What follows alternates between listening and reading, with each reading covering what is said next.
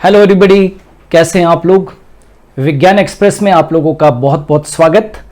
और आज का हम लोग वीडियो शुरू करें उससे पहले जितने भी बच्चे चैनल के ऊपर नए हैं, यदि वो चाहते हैं कि विज्ञान एक्सप्रेस के जितने भी वीडियोस हैं उनके पीडीएफ यदि उनको अवेलेबल हो जाए तो आपको गूगल प्ले स्टोर पर जाकर और super Guru the learning app को डाउनलोड करना पड़ेगा। वहाँ पर आपको विज्ञान एक्सप्रेस का फोल्डर मिलेगा, वहाँ से आप सारे पीडीएफ्स को डाउनलोड कर सकते हैं। और आगे बढ़ें उससे पहले हमेशा की तरह चंद पंक्तियां आप लोगों के लिए। जीवन में कितनी भी परेशानी आ जाए लेकिन कमज़ोर मत होना, क्योंकि सूरज की तपन से समुद्र भी कभी सूखा नहीं करते। सूरज की तपन कितनी ज़्यादा होती है लेकिन समुद्र सूखता नहीं है। उसी तरीके से आप लोगों को भी समुद्र की तरह बनना है। जीवन में कितनी भी परेशानी आ जाए लेकिन उससे घबराना नहीं है। रात के बाद दिन ज़रूर आता है, अच्छा समय भी आता है। बस उन मुसीबतों को थोड़े समय के लिए किसी भी तरीके से झेल लीजिए, फिर जीत आपकी होगी।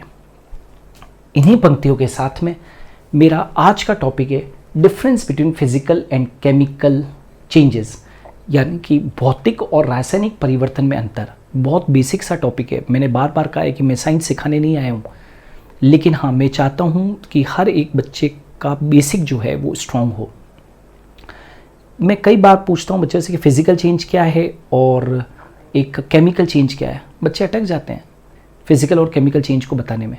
तो बहुत बेसिक चीज़ है, कोशिश करना कि यहाँ से सीख कर आप लोग जाएं। तो फिजिकल चेंज, सबसे पहले हम लोग लेते हैं फिजिकल चेंज, यानी कि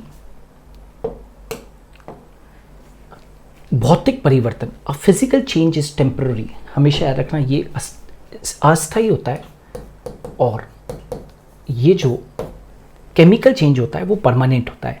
फिजिकल चेंज, जो भौतिक परिवर्तन होता है, वो हमेशा कैसा होता है? टेम्पररी होता है। भौतिक परिवर्तन कभी भी स्थायी नहीं है, ठीक है। ये कैसा होता है? टेम्पररी होता है। एक केमिकल चेंज होता है, वो क्या होता है? परमानेंट होता है, ठीक है ना। जैसे एक फिजिकल चेंज है, मैं एक छोटा सा एग्जांपल देता हूँ। जैसे पानी को उबाला, आपने पानी को उबाला, ठीक है, और आपने उसको क्या कर दिया, फिर उसके बाद में वो ठंडा हो गया।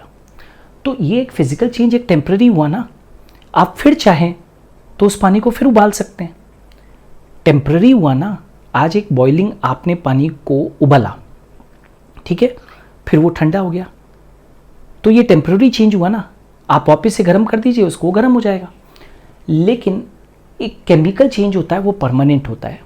एक लकड़ी के टुकड़े को आपने जला दिया, है ना। Just think about a combustion of a would. मैंने एक लकड़ी के टुकड़े को जलाया और राख बन गई। क्या मैं राख से वापस से लकड़ी का टुकड़ा बना सकता हूँ? क्या नहीं होता है ना। तो chemical change is a permanent change. Chemical change एक परमानेंट चेंज होता है, और फिजिकल चेंज जो होता है वो कैसा होता है? टेम्पररी चेंज होता है। पॉइंट नंबर 1, पहला पॉइंट।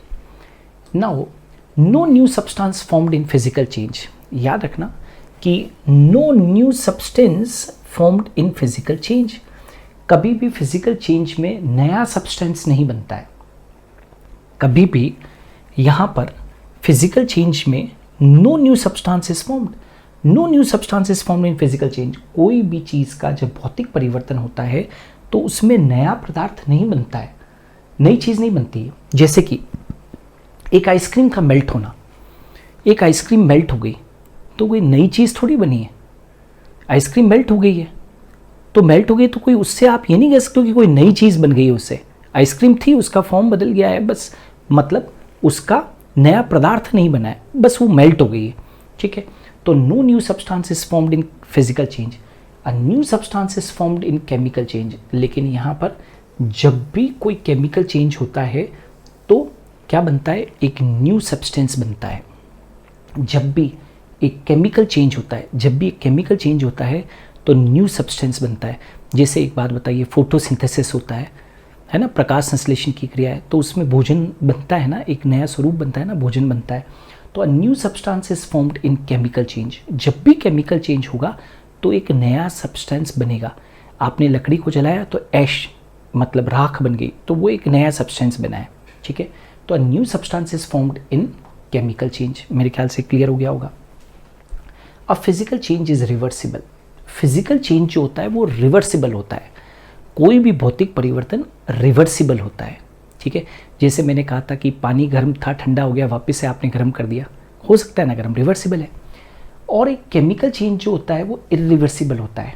केमिकल चेंज जो है वो इरिवर्सिबल है। इरिवर्सिबल का मतलब है अनुत्क्रमणीय, और ये जो रिवर्सिबल होता है, रिवर्सिबल का मतलब क्या होता है, उत्क्रमणीय। ये उत्क्रमणीय है और ये क्या है, अनुत्क्रमणीय है।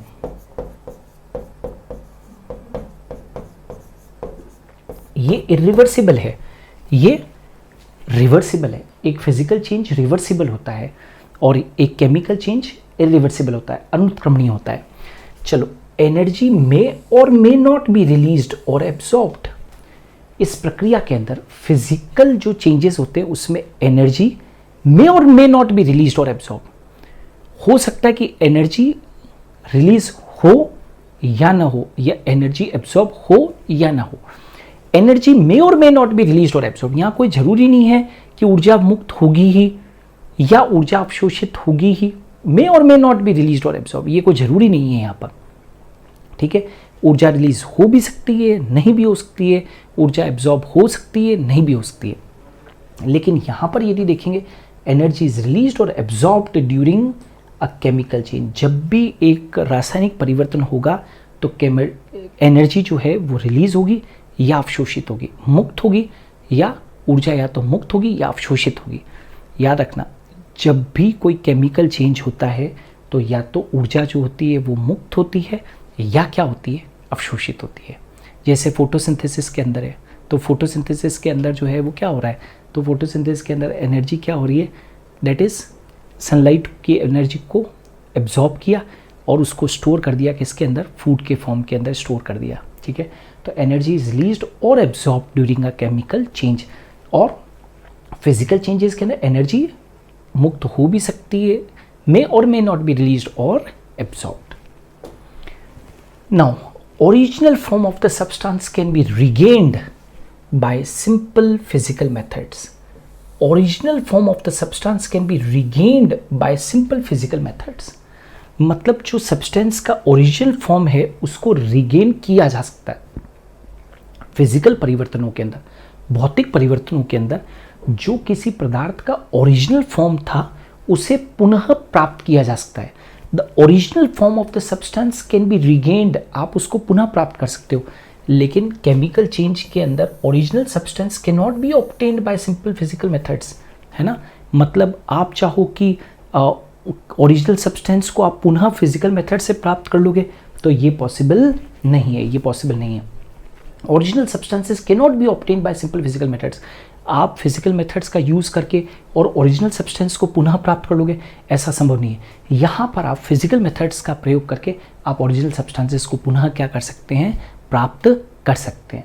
नाउ, फिजिकल चेंज में क्या होता है, कोई भी जब एक भौतिक परिवर्तन होता है, फिजिकल चेंज होता है, तो याद रखिएगा only physical properties such as colour, physical state, density, volume, समझते हो ना, डेंसिटी घनत्व है, जैसे आयतन है, रंग है ना, उसकी भौतिक प्रवस्था है, केवल यही चेंज होती है। फिजिकल चेंज जब होता है तो केवल फिजिकल प्रॉपर्टीज बदलती है। फिजिकल चेंज के अंदर फिजिकल प्रॉपर्टीज बदलती है, कलर बदल सकता है, वॉल्यूम बदल सकता है, डेंसिटी बदल सकती है, उसकी भौतिक प्रवस्था चेंज हो सकती है, बट याद रखना केमिकल प्रॉपर्टीज रिमेन सेम।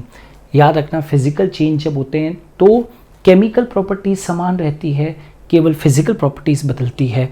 यहाँ पर जब केमिकल चेंज होता है तो केमिकल चेंजेस के अंदर फिजिकल और केमिकल प्रॉपर्टीज दोनों ही अफेक्टेड होती है। Chemical changes will affect both physical and chemical properties, मतलब दोनों ही परिवर्तित होगी, केमिकल प्रॉपर्टीज भी बदलेगी और फिजिकल प्रॉपर्टीज भी बदलेगी। ये आप लोगों को याद रखना है, ठीक है। तो ये बेसिक डिफरेंसेस हैं फिजिकल चेंज के अंदर और केमिकल चेंज के अंदर, भौतिक परिवर्तन के अंदर और रासायनिक परिवर्तन के अंदर।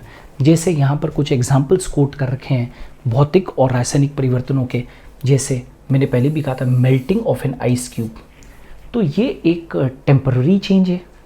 Melting of an ice cube temporary change है, राइट। ये रिवर्सिबल है, आप चाहो तो फिर उसी फॉर्म को आप वापस से आप फ्रीजर में रख दीजिए, वापस से आइस जमा हो जाएगा, ठीक है ना, वापस से वो उसी स्वरूप के अंदर आ जाएगा। तो ये रिवर्सिबल होते हैं। नया सब्सटेंस यहाँ पर नहीं बनता है, नया सब्सटेंस नहीं बनता है, ठीक है।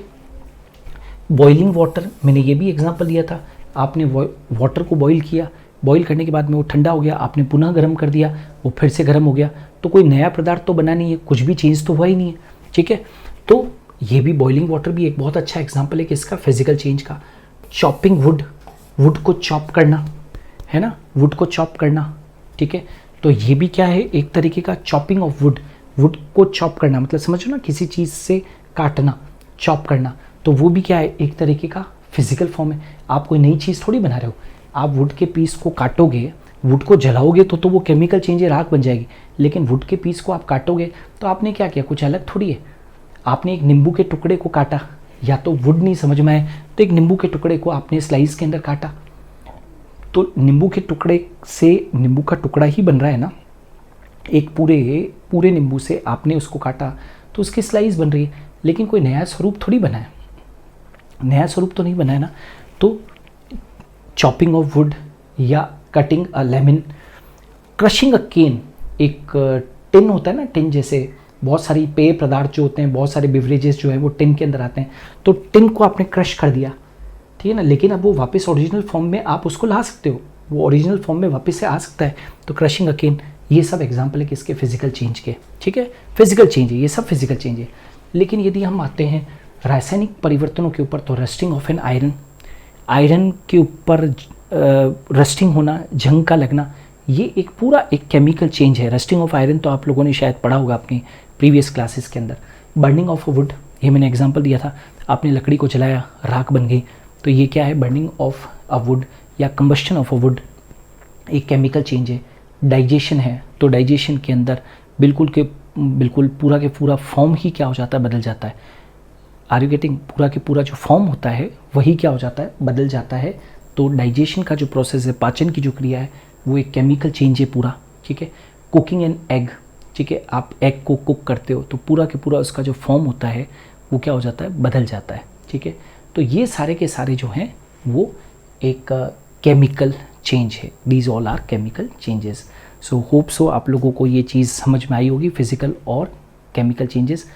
तो आज के लिए इतना ही, हम लोग कल फिर हाजिर होंगे ठीक 11 बजे विज्ञान एक्सप्रेस में एक नए वीडियो के साथ में।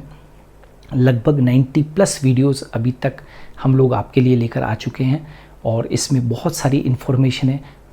तो जो लोग नए हैं चैनल के ऊपर, वो प्रीवियस वीडियोस को भी ज़रूर देखें, और रोज़ाना एक आदत डाल दें कि सुबह 11 बजे 15-20 मिनट आपको निकालने और उसको देखना है, राइट। सोचिए 365 डेज़ तक जब नए नए वीडियोज़ आएंगे तो आपको कितना नॉलेज उससे प्राप्त होगा। ऑलराइट, सो आज के लिए इतना ही, थैंक यू।